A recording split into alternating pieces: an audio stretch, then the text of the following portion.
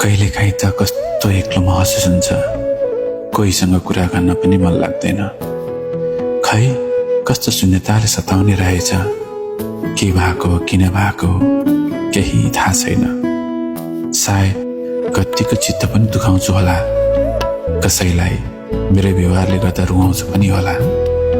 तर माफ गरिदिनु है, कुनै बेला म आफै होइन जस्तो लाग्छ। साथीहरू छन् तर कुरा केही गर्न मन लाग्दैन।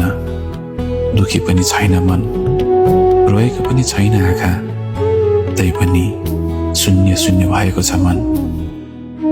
उमेलो हो या कसैप्रतिको लगावले हो त्यो पनि थाहा छैन, तर कहिलेकाहीँ एक्लो महसुस हुन्छ अनि एक्लै शून्यतामा हराइदिउँ झैँ लाग्छ।